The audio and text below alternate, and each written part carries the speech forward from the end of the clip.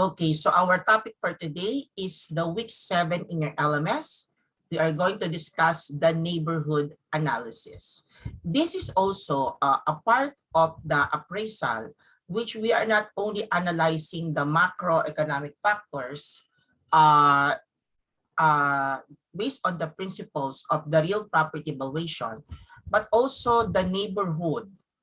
You say neighborhood, what are the other properties nearby the places where the property, the value of the property located.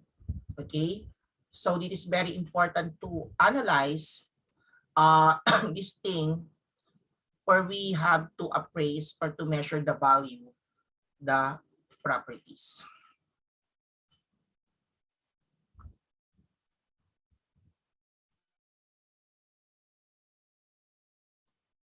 Okay, so our learning objectives here is to define what is a neighborhood analysis, to identify the macro factors of neighborhood analysis, and to explain how to create the neighborhood analysis.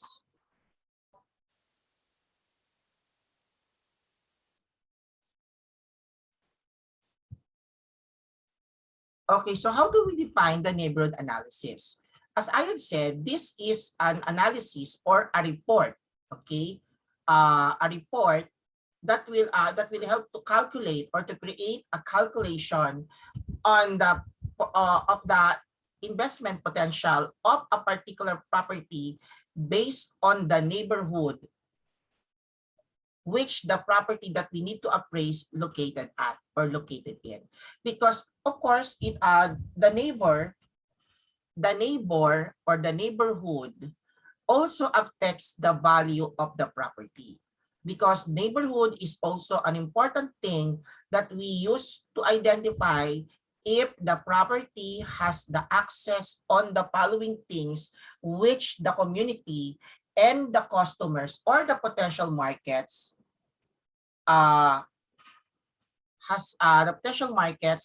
which they can cater or satisfy what they need.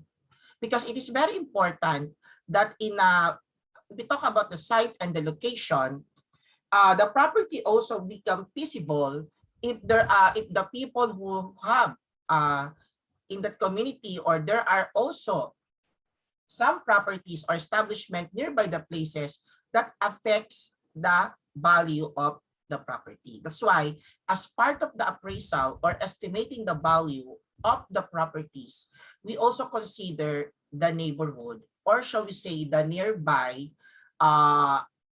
things, or like establishments or the neighbors, which also affect or the marketability and the feasibility of the property that will generate in the long run, regardless if the property is used for to sell and for lease.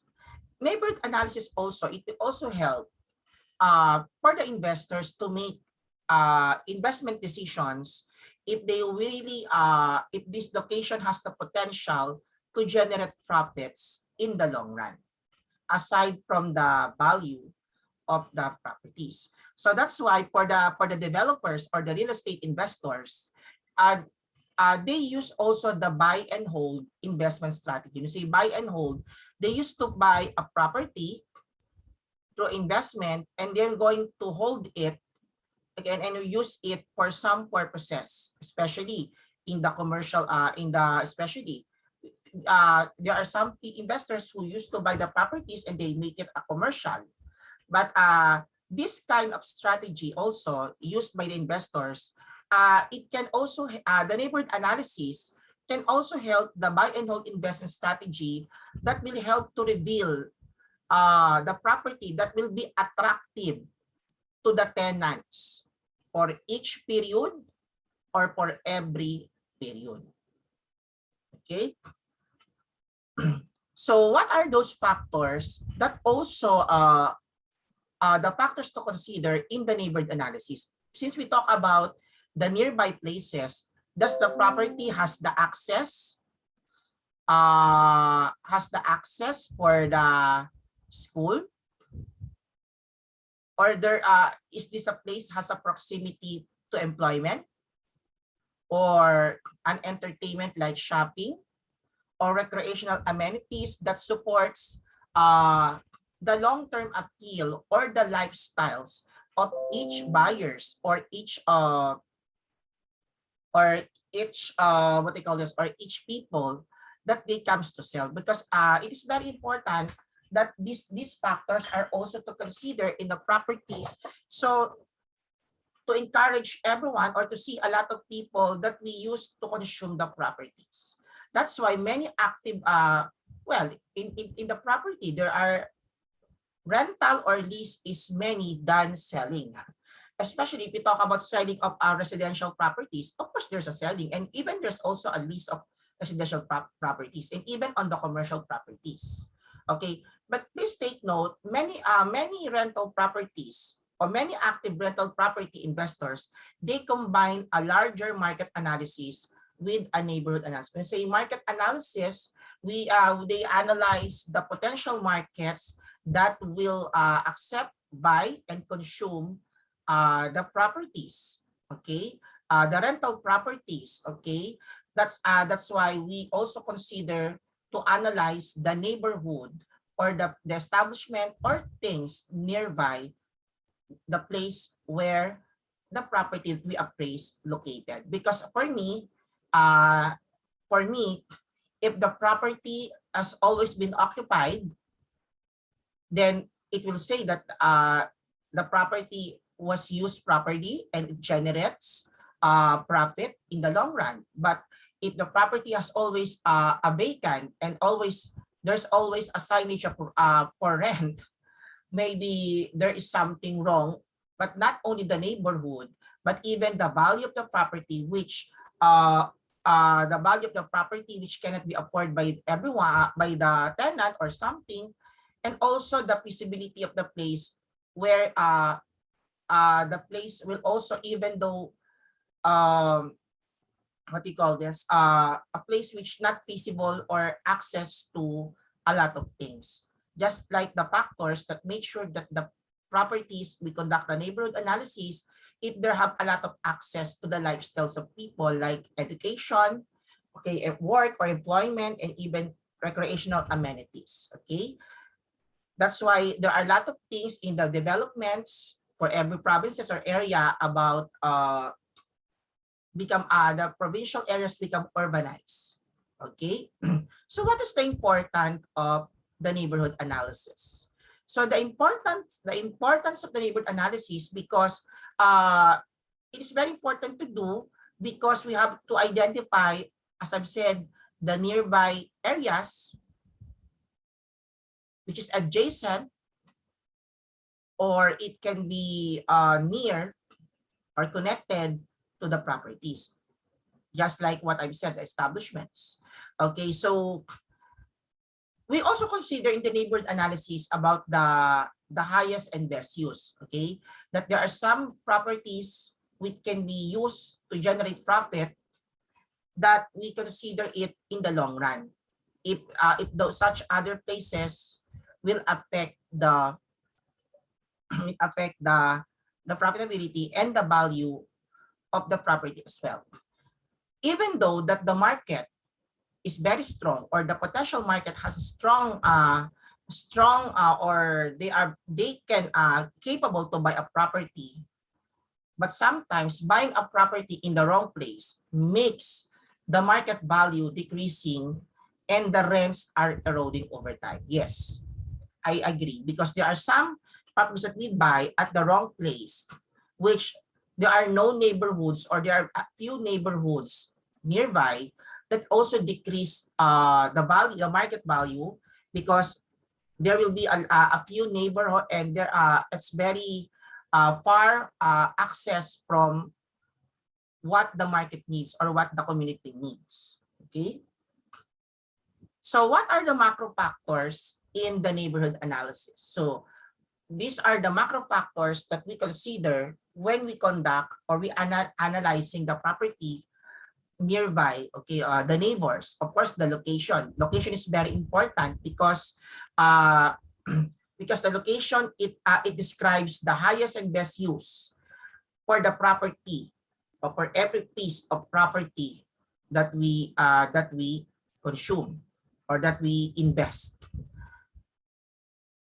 Location is where the place where the properties are located, that we can also analyze the feasibility, the zonal value, and even the access to the needs of the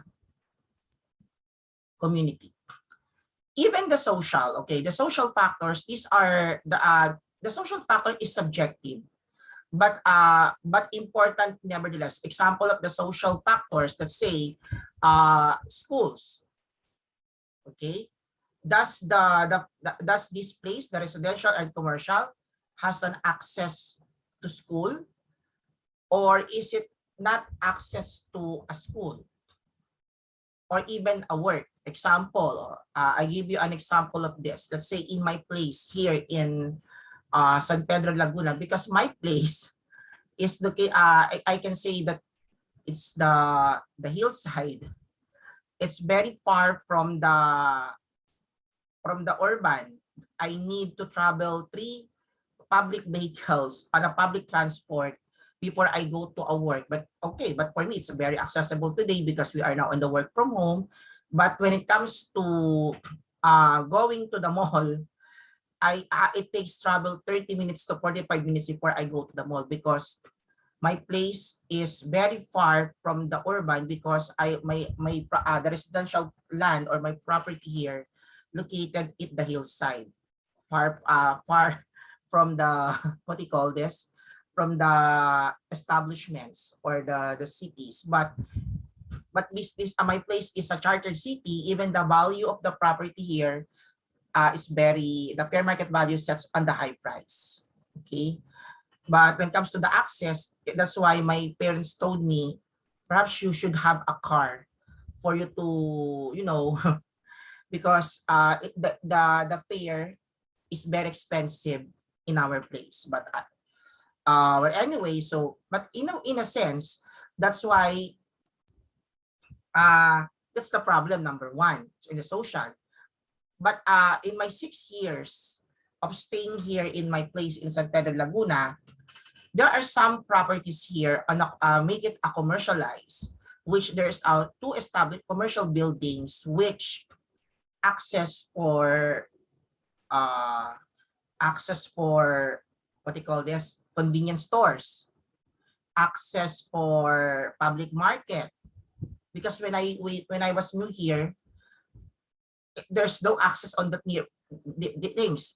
Only when talk about the neighborhood analysis, the neighbor areas or the nearby areas are also residential subdivisions, but access on the basic needs is very far. That's why a local government, a barangay, and even some of the investors, there are some vacant land, which the lessee lease a land to the lessor, and they establish a commercial building there, and for whatever the market needs on that location.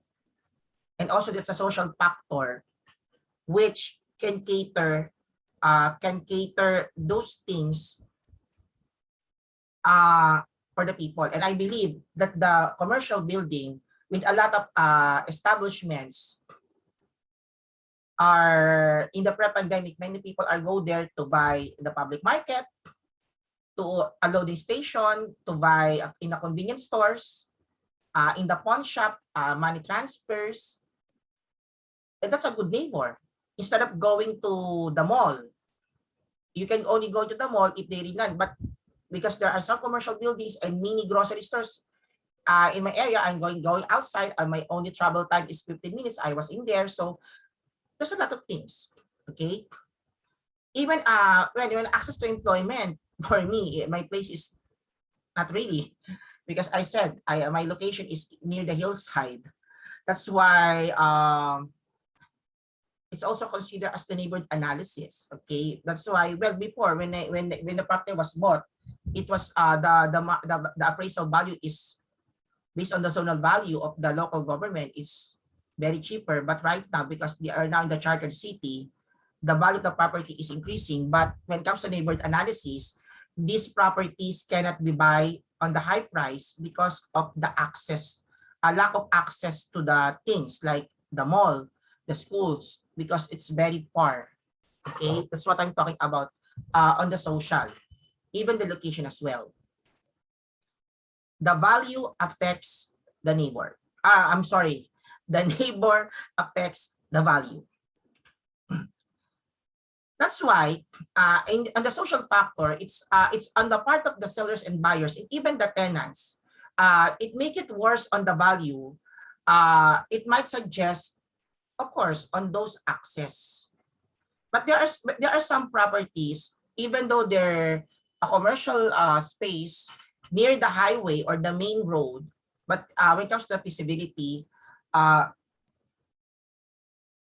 it comes to the accessibility, yes, but when it comes to the market needs, it may be worse on the market value if these commercial buildings or properties are not okay. What do you call this? Are not gold or are not patronized by the community or access to their needs. So physical also is a macro factor of the neighborhood analysis because the physical factor talks about the raw land and the division of the lands and even also the barriers that divides the lines or the measurement of the property, such as the canals, the railroad tracks, and even the highways, hills and mountains. I'm one of it in the hills and mountains. But those things are the third macro factors to consider. That's why we are in reviewing neighborhood analysis. But for me, if their place is nearby the hills and mountains, perhaps the value of the property will become low, especially if on the on access of, especially if we talk about access to education and work and leisures. Maybe the value of this property can be lower. Okay, even the zonal value. But if this area will become urbanized and there are a lot of access to a lot of things based on the community needs, it will increase the value. Okay, it will increase the value because what more important is there are community who was in there. Okay. So those are the macro factors. So the macro factors, the location, the social factors, and the physical factors. Okay, so how to create the neighborhood analysis? So we have three ways to create or to establish a neighborhood analysis. The first one is a neighborhood ranking. So the neighborhood ranking, you are going to find out if to analyze the property and its values if the property has the access to the following. Based on the neighborhood ranking, the home values. The home values, it talks about a residential land or residential house. The residential land has access to what is the by the way, before the access is what is the neighbor or the nearby areas on that place which and access to other things. Okay. Population growth, of course, the number of people who are in that community, the number of people who used to have in the community. Even the property is in the raw land. And if we establish on a lot something here, a commercial or residential, agricultural, what is the population growth? We can identify it on the neighborhood ranking. Even the employment and unemployment rates. Because if the property becomes a commercialized and there are a lot of business that will create employment to the nearby places and the community nearby the place, it can be a good factor. The median income level, so median income levels, half of the levels can afford a lot of things and half of the income wage earners doesn't afford a lot of things. Like that's why in the properties, speaking of properties, urban poor means that people who doesn't have permanent homes or house and lot, they used to rent because they cannot afford because of their buying powers. That's why not only the developers and even the local government, they used to create a program or a project and a law to offer a low-cost housing and even relocation sites. Well, relocation sites is just a government project, but when it comes to the low-cost housing, that people who wants to buy a house and lot which they can afford of their income, okay, which can afford of their income. But for me, when it comes to low-cost housing, the square meter of the land, it's of course it's a little, 50 to 60 or 70 to 80 square meters. If we talk about the space of the land, residential land, especially right now, the housing model, the model house in these times, the trend are a townhouse type where the house are adjacent, okay, to your neighbor. The single detached as only few, okay, in a sense. And even part of the neighborhood ranking is the owner-occupied homes versus the renter-occupied homes. Yes, because we should also analyze who are the people who has a permanent house or homes and a renter who only lease a properties or homes. Because it is very important. It also affects the value of the property on the people who occupied versus the rent. Even the school district ratings, as I've said, the access from education and amenities, educational attainment also part of the neighborhood ranking. Thus, in this place, there are schools in this place that people finish college or schools or access to educational needs of the people, of the individuals, and even the crime rates is part of the neighborhood analysis. Because you know what, if there's a place so a lot of crime rates, it will decrease the value because nobody will live, nobody will spend their lives on that property if the location or the neighborhood has a lot of crime rates. Like, you know, the crime rates, killings, human trafficking or whatsoever, especially if those places are there's a high crime rates. Okay, it will also decrease the value of the properties because nobody lives, no people lives in on the place where there are a lot of crimes. And you know what? This is the reason, no, why some people they used to live on right nowadays live on the provinces, because many people are stressed from the urban areas and they want to make a new diversion that are less stress. That's why they used to stay and live in the provinces or travel in the provinces to have some fresh air and vitamin C. Because and for those tourist spots, tourism, and even also the tourism is an access to generating profits, then it will increase the value. Okay. Another analysis as part of the neighborhood analysis is the rental.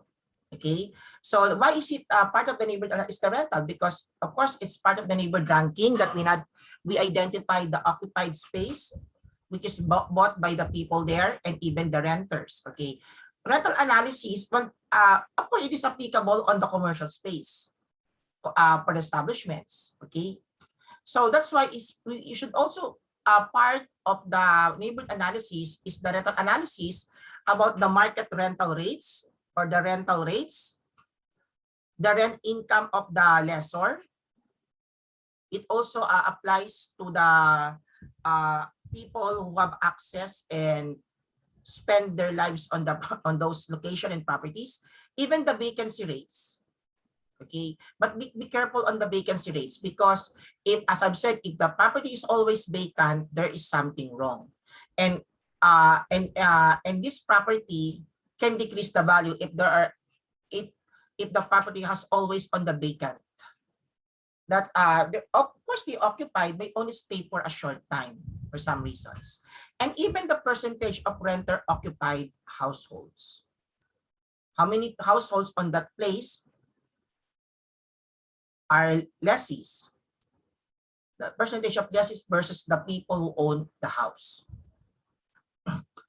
And even the financial data is part of the neighborhood analysis. Okay, aside from the neighborhood ranking, And rental analysis is also the financial data. So we should always ask for the property asking price of the consumers or the lessor as well.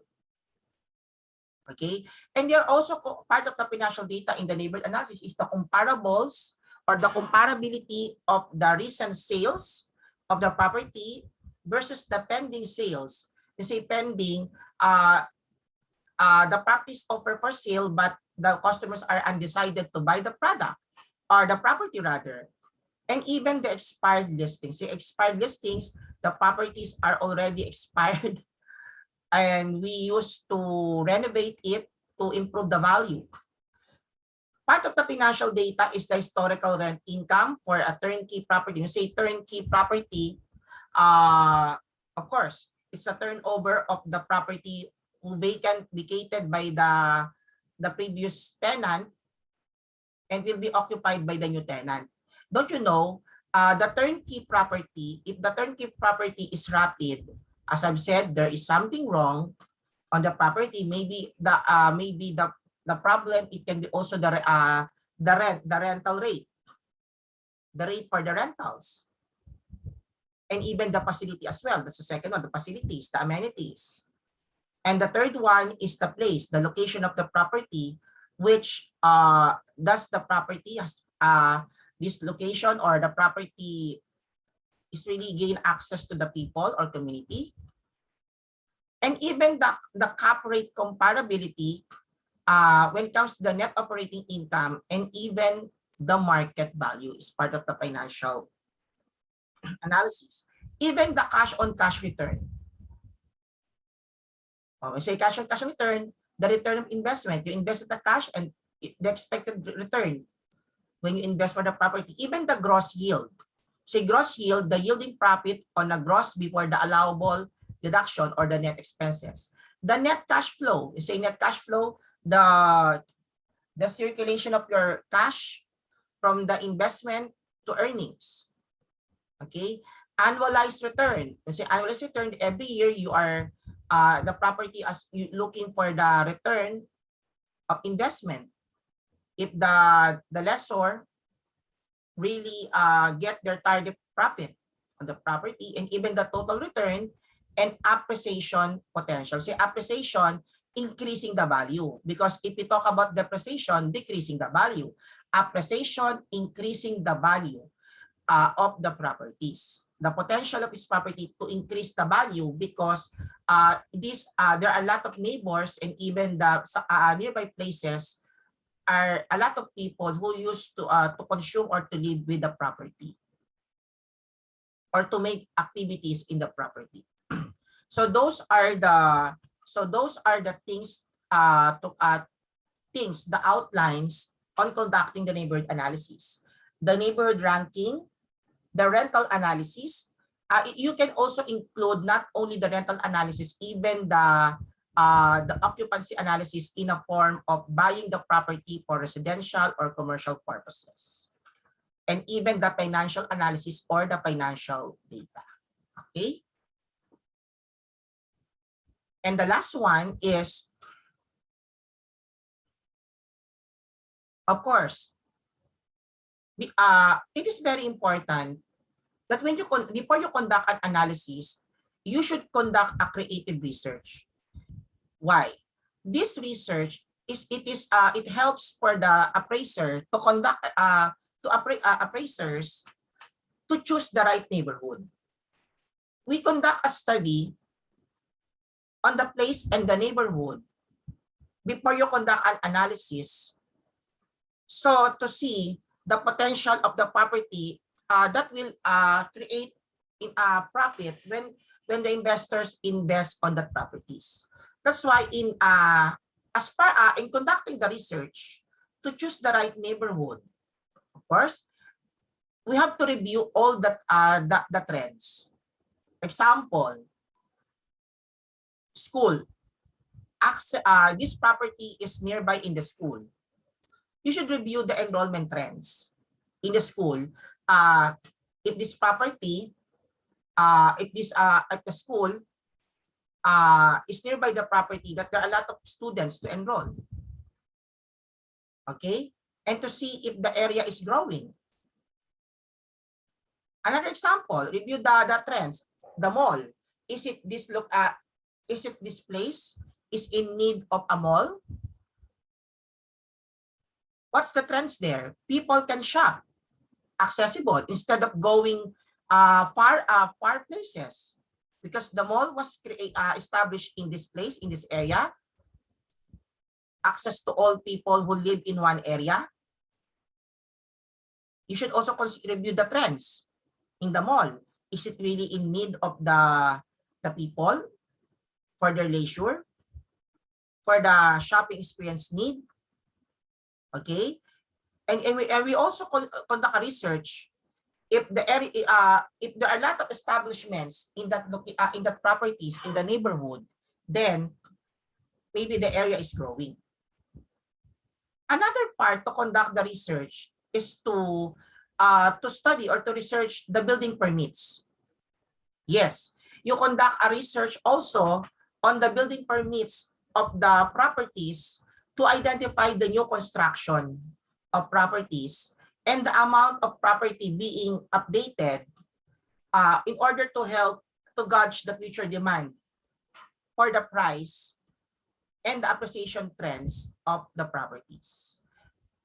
Well, of course, no construction of buildings if there are no building permits.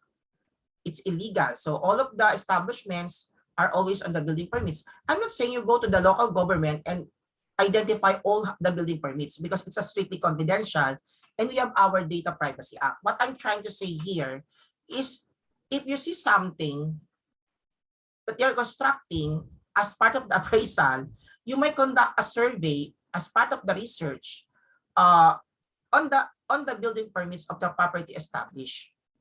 Because if you see that there are a lot of establishments are created in the area, there is a growth. And infrastructure is also a good for the development.